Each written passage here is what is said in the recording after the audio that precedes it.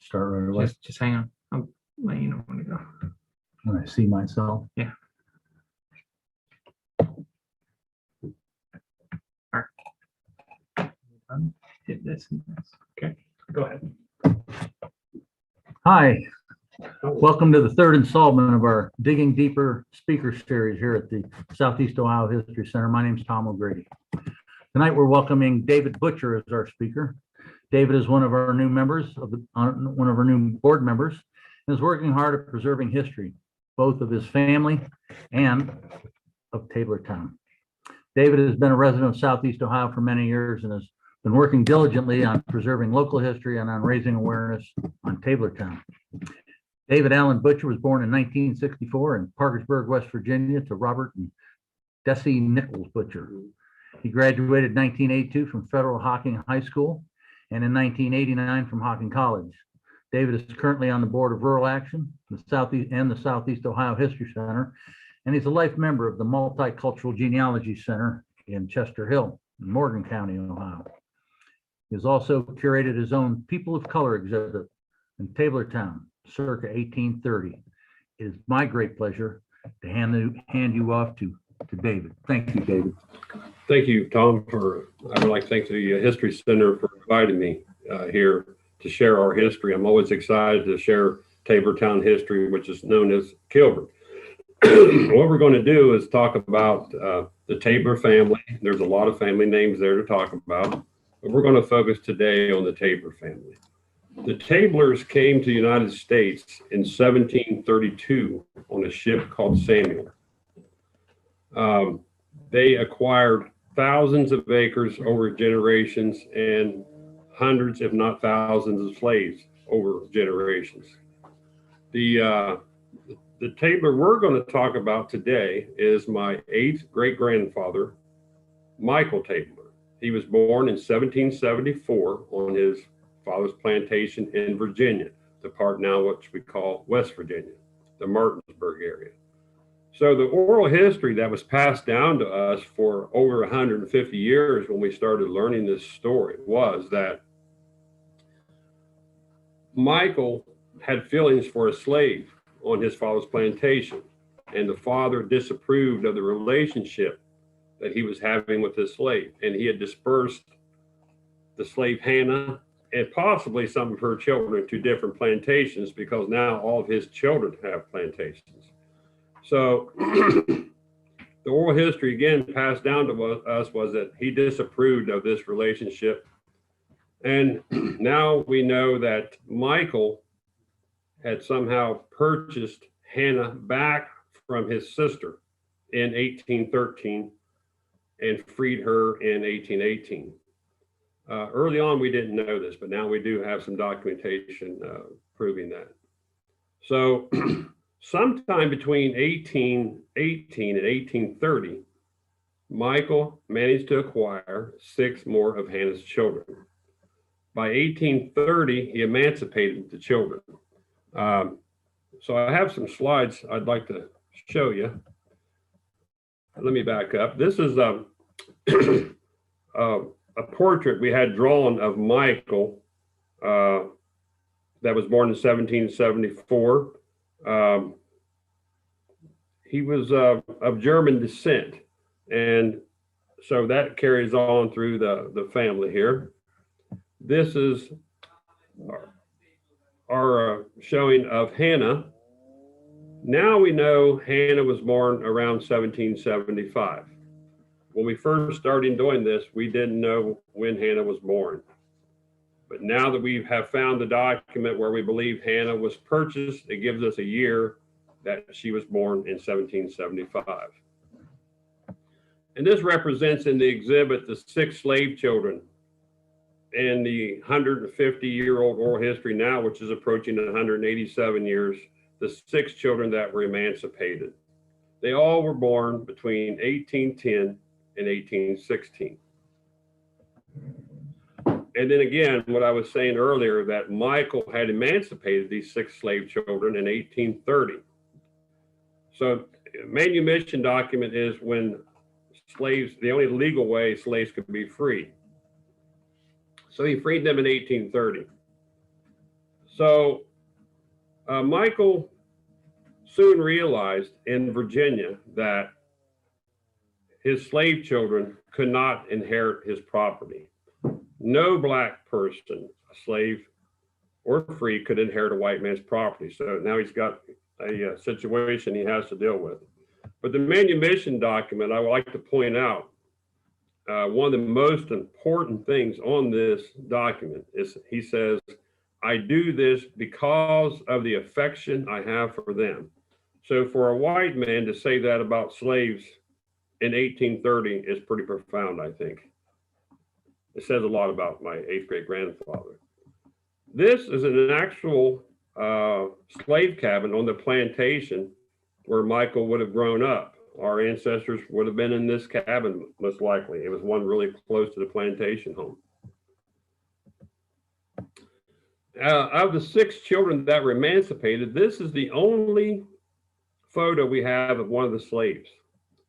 So here we have a picture of William, who was born in 1814, and his Native American wife, Ruth Corbin. That is an amazing history on its own. We could do a whole series on Ruth Corbin. She was of a Nipmuc people. We were told she was from the Connecticut, Massachusetts area. So it's a fascinating story. But this is one of the early parts, I believe, of Native American ancestry coming into our family. Now we have 2 photos of mills here. The one on the left is a Tabor mill in Virginia. So Michael would have known the importance of a mill growing up. He would have been highly educated. So he grew up understanding farming, and milling was the most key part to being successful. So when he looked to move his slave children, he probably would have read in the newspaper about a mill on Federal Creek here in Ohio called the Barrows Mill. Why would it have been in the newspaper? Well, it was the first mill to produce white flour. Mr. Barrows also would have been in the newspaper because he was arrested and taken to Marietta, Ohio, because he refused to give up a fugitive slave. So I'm assuming Michael probably thought this would be a really good neighbor. I should point out too, the painting on the right of the Barrows Mill is a portrait by the local artist Charles Barton and author Saga of the Hocking. I just wanted to share this because I think this is fascinating. This is a Tabler receipt where they supplied 14 bushels of wheat to George Washington's army to help support the founding of the country. So we're pretty excited about that. So Michael's in Virginia and he reads about the Barrows Mill, and he moves his 6 slave children and his wife Hannah to Ohio, southeastern Ohio. Is Rome Township. The only way in to Tabortown, what we call Tabortown now, would have been coming up the Ohio River, up the Hocking River, up Federal Creek. And Mr. Barrows actually had a livery service. So he would have went down and brought the Tabor family up the streams and into what we call now Tabortown. So this is a very early map. This is actually a map probably pre-1775, because it actually has my grandfather's children under Michael and William in the center of the town. There's a shape line in the center of that would be what we call Tabortown. It's also now known today as Kilbert. When they were moving from Virginia, I am assuming my grandfather here, Jerry Sims, came with them. We believe that he actually may have been married to the only emancipated slave woman, Maria. So Jerry was born in 1822 and was a Civil War soldier. He served from Ohio, and we're very proud of that. This is a part in our display that we've been working on for a couple of years. We call this display People of Color, and we are proud of our military service and history in this country. So I wanted to show that in our display.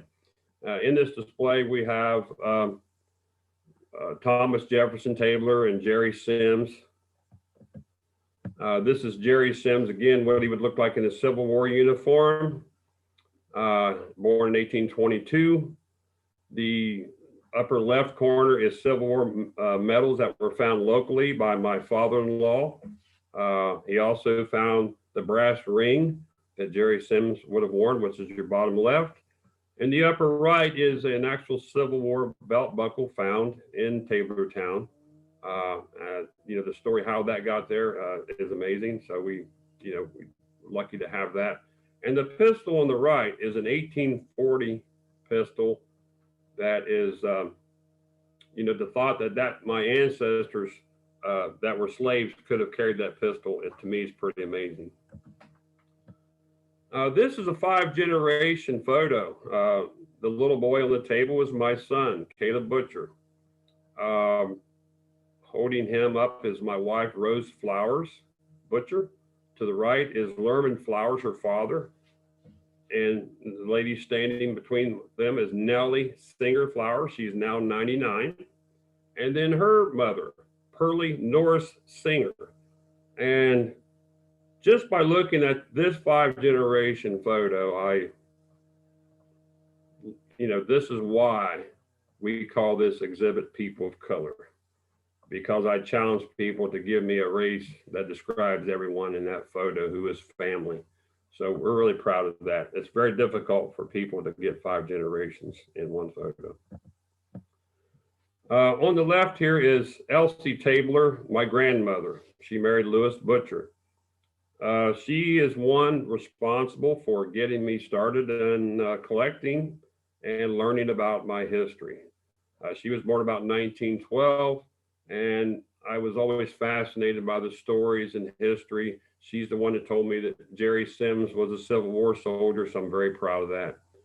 And her sister, Nanny, used to watch me when I was a little boy, Nanny Tabler Butcher. So there were 2 Tabler sisters that married 2 Butchers. But Nanny was very special to me because people say, well, how did you start this? How did you start the exhibit? Well, she gave me my first pieces, I believe, probably when I was 4 years old. She had given me her husband's World War I military shells. And I was only 4 years old. I didn't know what I had. I used to take them home and play with them. My dad finally told me, your great uncle brought those back from World War I. I don't know what happened to my slides. So anyhow, I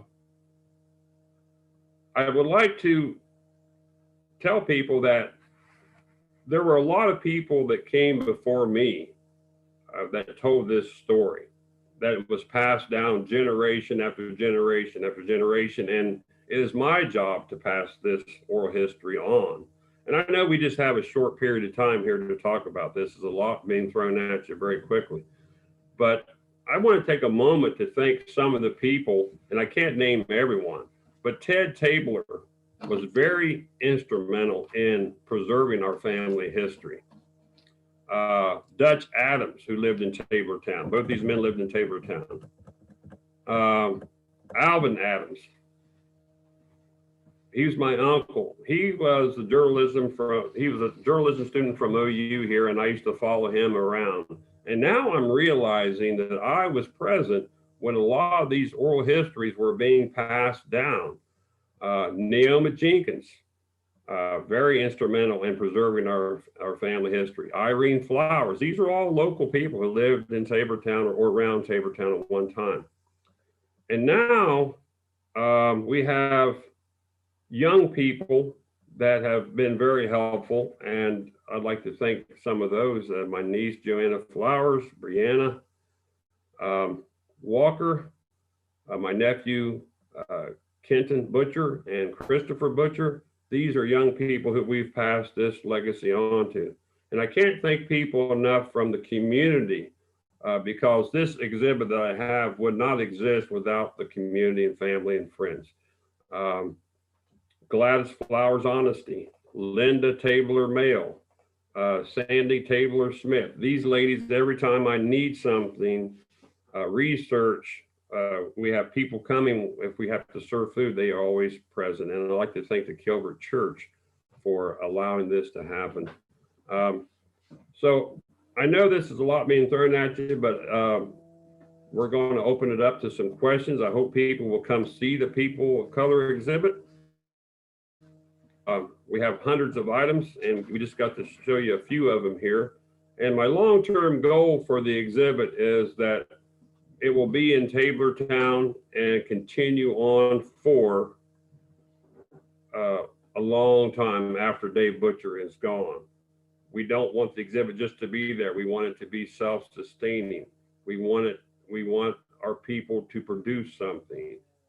So we're thinking about bringing back rag rugs, basket making, those kinds of things into our community. And also when people come, I challenge them to find a cemetery anywhere in Ohio where you can visit and there is a slave and a slave owner's son in the same cemetery. It's a fascinating story. And when Michael freed his slave children in 1830, he came with them to Ohio and stayed with them until he died in 1843. So we're very proud of that history. So I'm going to ask Brad if there's any questions. Sure. Or you have. So I don't know if we're in the same room, Right. so I don't want to turn on my mic. Okay. So if you'll just read the question after, say the question again after I have. I'll try. But very fascinating stuff, David. I really appreciate your Thank you. time. We just have a couple of questions for you here. Okay. The first question, and you touched on this a little bit, is when and how did you start looking into Taylortown? How did you get started with the process, and what made you want to start building the exhibit? Yeah, it's how I started this. It's hard to explain. It's like it's bestowed on you. Sure. I have no explanation other than my ancestors or my people before me and my grandmother, my uncles were adamant about, and I was always listening to their stories, and I was fascinated, and then things just started coming to me. Yeah. Items, like my grandfather's ring. In the exhibit, we have a World War I leg that my great uncle made. It's an amazing story how that came back into the family. So we're excited about that. And I don't have an exact date other than I was probably 4 years old when my aunt, Nanny, she's my great aunt, Nanny Tabler Butcher, gave me World War II military shells, and I played with. So that was probably the start. Great. And that actually leads into our next question was, I know you have some really interesting stories behind the objects you get, like how have you received these artifacts for your exhibit throughout the years? And then also, do you have a favorite artifact in your exhibit or one that you really like to talk about? Oh, wow. There's so many. I mean, I just recently came back from Boston, Massachusetts, and realized that's where my 7th great grandmother, Ruth Corbin Tabler, came from. And then the exhibit in Concord, there was a display about the Nipmuc people, and they had baskets made. And now I realize I have baskets that may have been passed down on the Tabor side that look just like the baskets there. And to me, that's fascinating. So I'm really excited about those. And people who know baskets and understand the workings and makings of them, like Talcon is a friend who's helped us tremendously a lot. That's pretty amazing. Sure. Pretty amazing. And then, Uncle Elias's leg is always a big hit with the kids coming in. So those are a couple of the items that I probably cherish the most. Sure. Sure. And then our last question is, what do you hope will happen to Taylortown due to your work? Like, what is the end goal that you hope to see come out of all your work and ambition? The end goal, the People of Color exhibit started in 2003. It was at the Ohio University Kennedy Museum. It was very successful. I think we can bring that success to Taylortown. I would like to see it continue long after I'm gone. I feel we're doing a good job planting the seed to the next generation. We have a lot of youth coming up, and we want them to be proud of their history. We don't want them to be slumped over their seats when they're talking about African American history, Native American history. Sure. Like I had some very terrible experiences in school. So the long-term goal again is to move the exhibit right in Tabortown. Right now it's on my farm. And it will continue and be self-sustaining again. If we can bring back making baskets. We had relatives who used to make rag rugs. Emily Sims Tabler, Jerry Sims, a Civil War soldier's daughter, used to go around in the community and gather rags from farmers for 3 or 4 cents a pound and make rag rugs. We'd like to bring that kind of thing back. We like to bring basket making back. So there's a lot of opportunities, we feel. So that's the goal. Great. Great. David, I really appreciate you being here, talking to us. It was wonderful. I know we have a bit of a short presentation, but it was fascinating. Absolutely. Well, I know it's a lot, and I hope it encourages people that will come see the People of Color exhibit, will come visit our community. Yeah. In that area, we have, when people come see the exhibit, they see the exhibit, then I take them to the Pioneer Cemetery. That is the oldest non-native cemetery in Athens County. Yeah. It's in the late 1700s. These were people of Jewish descent. Brad, you've been there. It's fascinating. Yeah. It's a history no one knows about. But these people would have been there when my ancestors came. Then we go to Tabortown, and I show the in the church. I showed the 1967 video of the Youngins. It's about our community, and the quality's terrible, and the sound's terrible, but you get a real gist of what it was like to be there in 1967. And then we go visit the Kilmer Cemetery, and that's where you see in the same cemetery slave children and the slave owner who's their father in the same cemetery. And I challenge anybody to find another one in the state of Ohio. Right. It's possible, but I haven't heard of it. Great. Wonderful. Well, for all of you still watching, you can watch this video on our YouTube channel in just a few moments here. If you would like to get in touch with David, have a viewing, or bring a group through, you can contact him through the Southeast Ohio History Center. Just please email or call us, and we can put you in touch with him. He's doing great work, and we look forward to having him on our board and all of the wonderful things that he has been doing and being a part of that. So if you would like to get involved at the Southeast Ohio History Center, you can contact us. If you would like to speak with David, you can contact us. And please come in to the exhibit soon. We have a brand new exhibit that's going up, and we have great things ahead of us for 2021 and 2022. So thank you for tuning in.